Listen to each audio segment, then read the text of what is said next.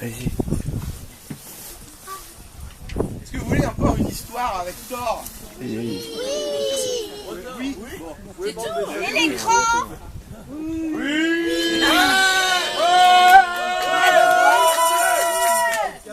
Moi aussi, j'ai moins d'enthousiasme. Oui, là, tu peux. Et maintenant, tu peux. Eh bien, si.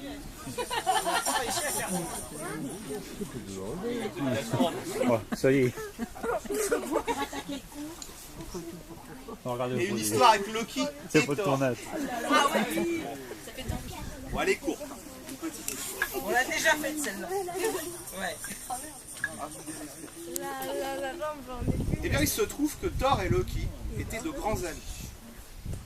Ça a évolué par la suite. Mais ils étaient de très bons amis. Et des fois, même les dieux s'ennuient. Et pour tromper l'ennui, Thor et Loki, des fois, ils se lançaient des défis. Comme ça. À la con. Et Voilà. À la con. oui. Ah oui. C'est des mecs.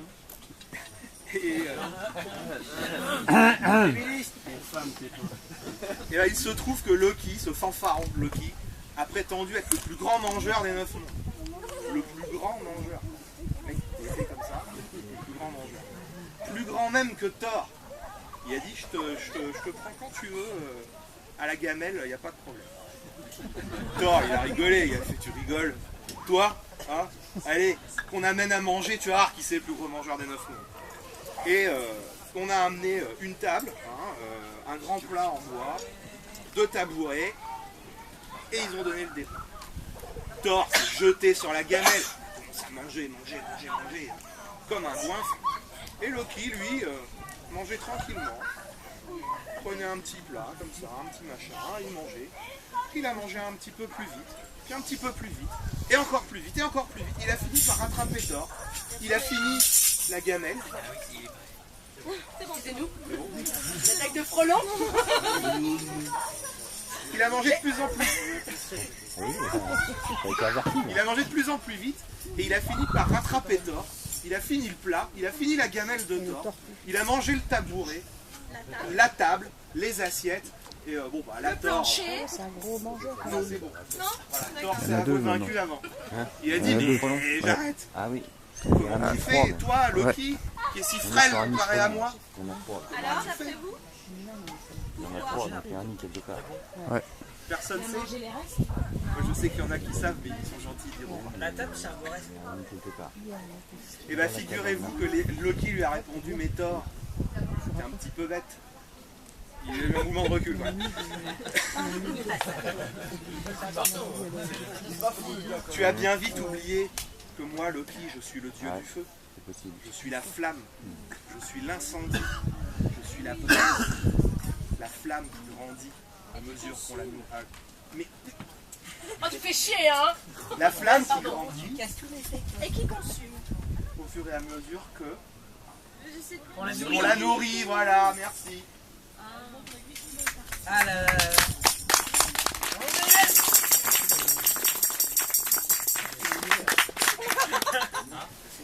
De m'en servir de bière parfois. Ouais, c'est vrai pour ça. Ouais, non, on garde. Ouais, et elle coupe le sushi. Je coupe le saucisson aussi. Il y a du changement dans l'air. Il cherche deux femmes. Casting. On repart avec des hommes. Non, non, bah non. On a plus de place, mais ouais.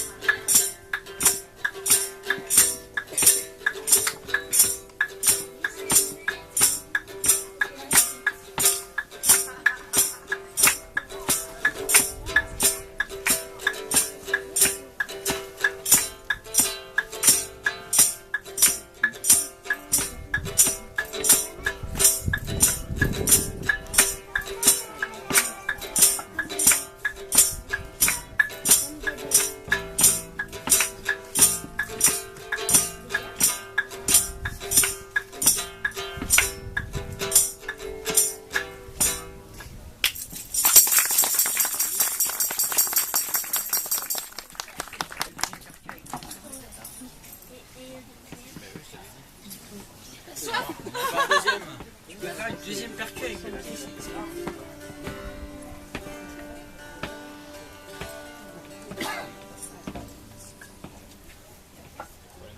Il a des problèmes de cheveux. Voilà. Des problèmes capillaires. Les cheveux longs, c'est chiant. Plains-toi d'avoir des cheveux. Mais t'as de la part, toi. On te met ça de part.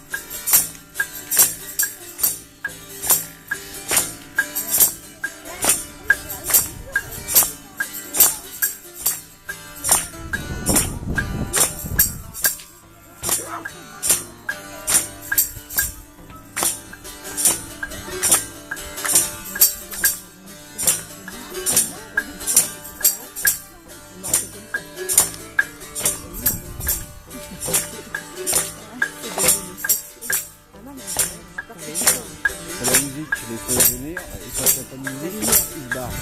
La lumière, ils ont l'oreille. Et ça, c'est des frelons aussi. Non, non.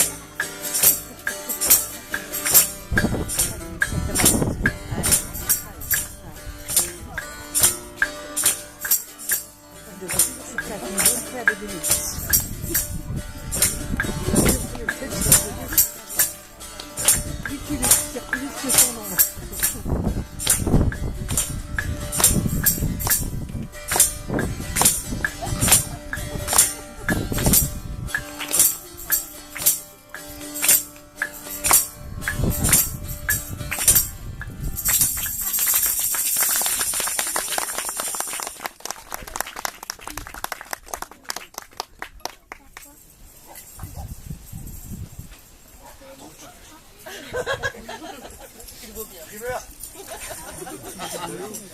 Pas faux.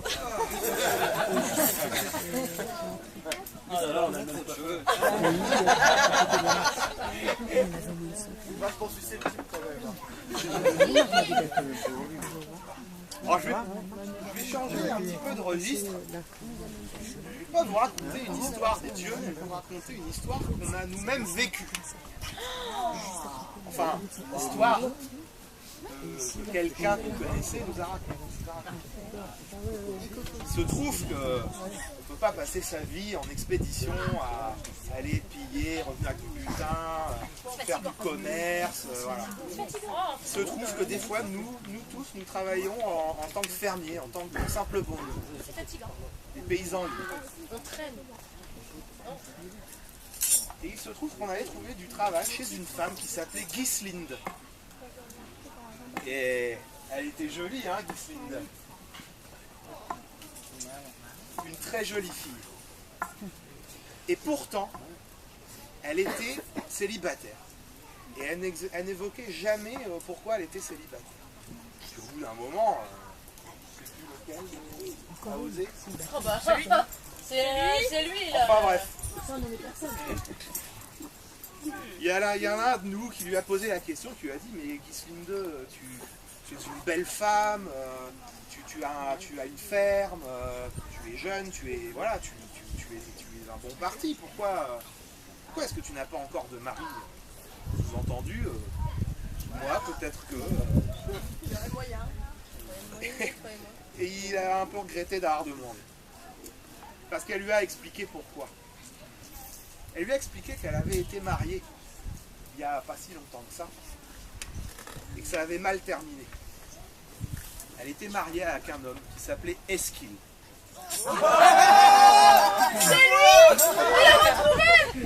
Non, c'est pas lui.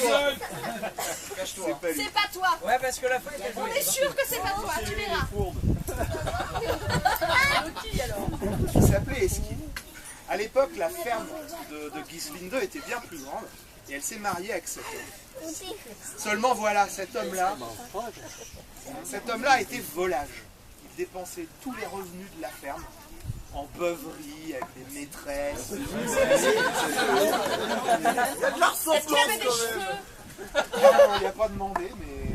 Non, c'est pas lui. C'est pas lui. Il avait des C'est pas cheveux. lui. une réincarnation. Mais Gislinde était folle amoureuse de lui. Il avait une vie de débauché. Il avait une vie de débauché, mais elle l'aimait. Elle en était folle depuis l'enfance. Et elle avait réussi à se marier avec lui et elle lui cassait tout. Mais un jour vint qu'il n'eut plus assez d'argent pour faire tourner la ferme, il n'eut plus assez de richesses pour pouvoir payer des paysans libres comme nous ou pour acheter des esclaves pour s'en occuper. Il a presque conduit la ferme à sa ruine. Et la plupart des choses, de la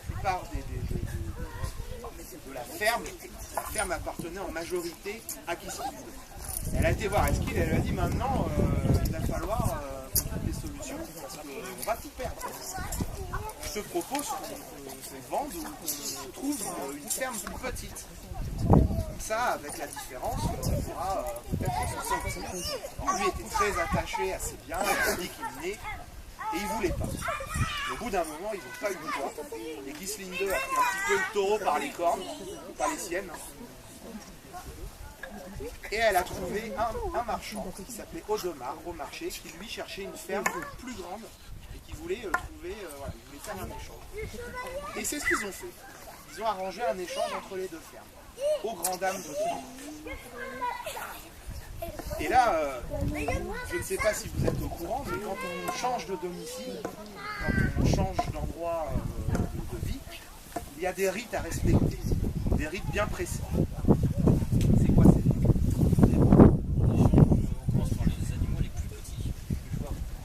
On commence par les animaux les plus petits. Voilà. Du petit bétail au plus grand bétail. En passant par le moyen bétail. En passant par le moyen Après, bétail. les gros, les... On a compris chaque babatte, on a compris qu'il est babatte. Chaque propriétaire se croise et chacun emmène son bétail dans la ferme de l'autre, dans un ordre bien précis, effectivement. Et après les meubles. Tout en même Et temps. puis en dernier, Ensuite, il faut emmener les meubles. on emmène ses meubles, d'un côté comme de l'autre. Les petits et les grands, les moyens. Bon. C'est bien, je suis. C'est un peu compliqué, hein. Mais c'était compliqué. Il fallait surtout pas oublier une étape, sinon on pouvait être maudit et tout. Hein. C'est Attention. vachement balèze, hein, c'était grave. Et on finissait les deux cortèges en emmenant ses morts avec soi. Du plus petit au plus grand, en passant par les moyens. Non, là, Là, vous avez déjà bien réduit. on emmenait nos morts avec nous. On emmenait nos ancêtres avec nous, quand c'était possible, bien sûr. Et c'est ce qu'ils ont fait. Les deux couples ont échangé leur ferme. Et a priori, tout le monde était content. A priori. Parce que 15 jours après, la femme d'Audemars, le marchand qui avait conclu l'accord avec Gislinde, a été voir Gislinde et Esquil en lui disant « Vous m'avez vendu une ferme qui est maudite. Les bêtes, nos bêtes meurent, et mon mari est tombé malade. Il se meurt lui aussi. J'exige des explications. » Esquil, bien sûr, n'en donna pas, il s'en fichait complètement. Gislinde lui a dit, mais écoutez, non, nous avons respecté le rite, nous avons tout bien fait comme il fallait. C'est impossible, non, nous sommes des gens honnêtes et tout. Et là, Tova a dit, bah, c'est ce qu'on va voir.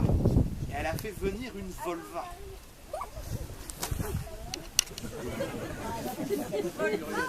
Mais c'est quoi une volva? Une volva, c'est une...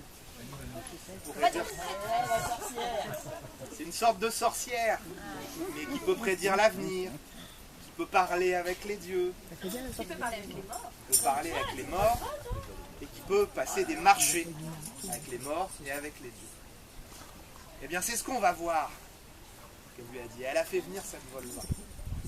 Alors Ghislaine II a dit, bah, moi je suis de bonne volonté, je vais venir avec vous, parce que clairement c'est pas nous. Et la Volva est arrivée. Il lui a pas fallu bien longtemps, après avoir fait un petit tour rapide dans la maison, pour dire à tout le monde que la mort rôdait dans la maison.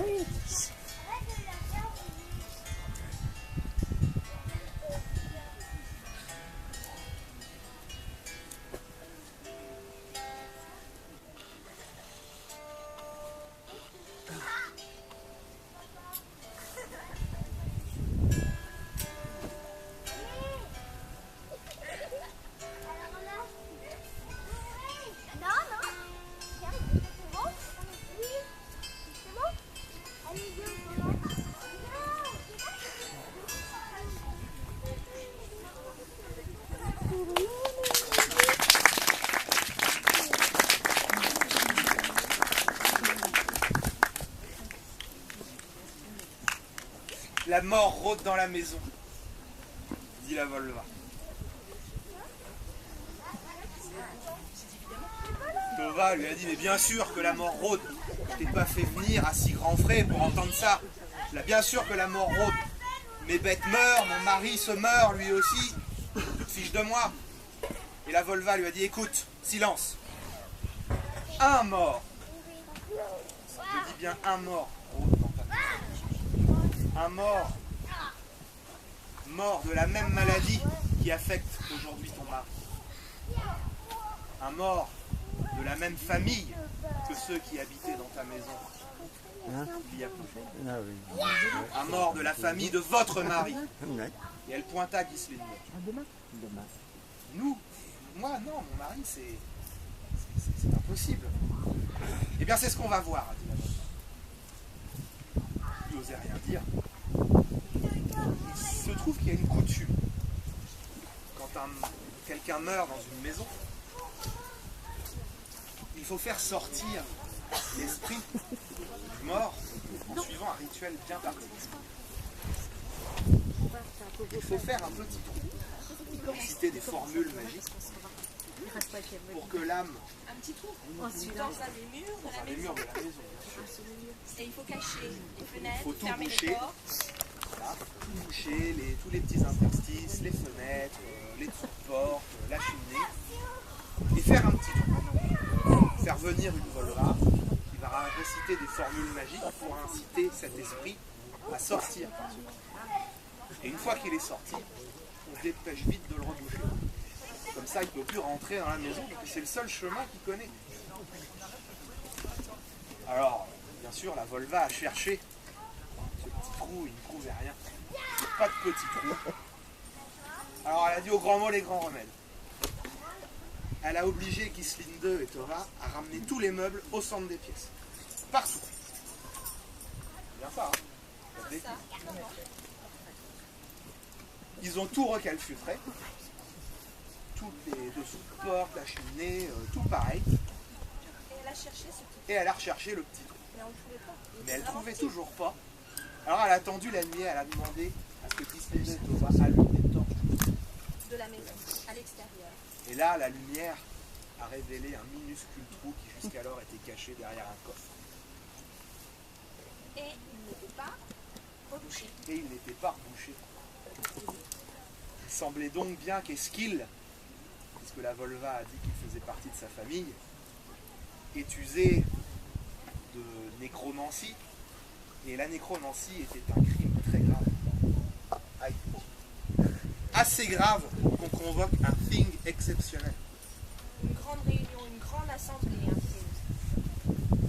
Et la suite, vous la saurez après. J'ai l'habitude de me faire engueuler quand il me regarde. Et je sais que c'est pas toi. Couper pub.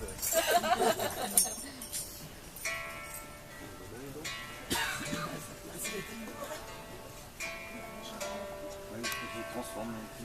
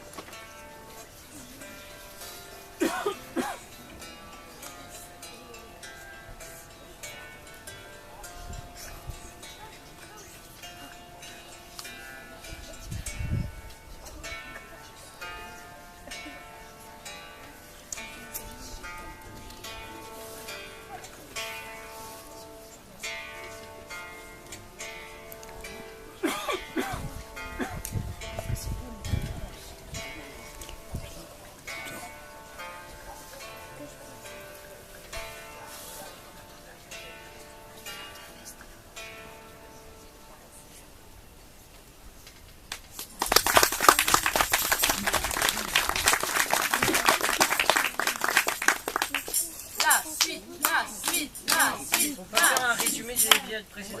Non, l'épisode 1 alors. J'ai le droit de stresser pour la suite ou pas? Ah oui, carrément, ouais, carrément. Ouais. Tu peux avoir les noirs. On a convoqué un signe exceptionnel. On a même fait venir le Jarl pour qu'il préside le signe. Et là, on a demandé à Eskil ce qu'il avait fait et il a tout nié. C'est pas moi, cette Volva raconte n'importe quoi, c'est pas une vraie Volva. C'est une grosse menteuse. Voilà, mais son discours a tourné court quand la Volva a pris la parole et lui a dit qu'elle avait discuté elle-même avec l'esprit. Et que l'esprit lui avait dit qui il était, avec qui il avait été marié, ce qu'il avait fait dans sa vie. Des détails, des tas de détails sur sa vie. Un tas de détails. Intime. J'étais dans le champ de tir. Et le Jarl qui connaissait bien le bonhomme de Pas son bon. vivant a tout confirmé. Pas bon du tout. Et elle a en plus dit qu'elle avait eu toutes ces informations de l'esprit en le menaçant de le bannir dans les recoins les plus froids du royaume de Hel. Et l'esprit a eu tellement peur de ça, et qu'elle bannisse toute sa descendance sur plusieurs générations, qu'il lui a avoué qui il était, que c'était bien Eskil. Face à tout ça, le Jarl a prononcé Eskil coupable. Aïe, aïe, aïe. Et troubler ainsi le repos des morts était un crime terrible. Et pour avoir commis ce crime, Eskil a été condamné à être pendu, puis éviscéré, puis découpé en petits morceaux qui eux-mêmes furent laissés en pâture aux charognards. Eh oui. Je ne crois pas que ce soit ça. Donc ce n'est pas toi. C'est pas toi, hein. Développement durable, ça donne à manger. Eh oui, parce que c'est ce qu'elle dit. Ainsi, voilà, ainsi personne ne pouvait venir se recueillir sur une quelconque tombe ou prêter un culte à quelqu'un de si ignoble qui avait pu être capable de faire revenir un mort de là où il était alors qu'il aurait dû y rester. Je vais me coucher, moi. Ça. Bien sûr, toujours dans les rites, pour ne pas que le fantôme, le Hogbury, que c'est comme ça que ça s'appelle, ne revienne pas, cette fois-ci sous forme de drogue, une sorte de mort vivant. Les autorités ont pris bien soin de mettre de gros blocs de pierre sur la tombe. Et voilà pourquoi Gislinda était toujours veuve et qu'elle n'avait pas vraiment envie de retrouver un mari. Voilà, messieurs, dames. L'histoire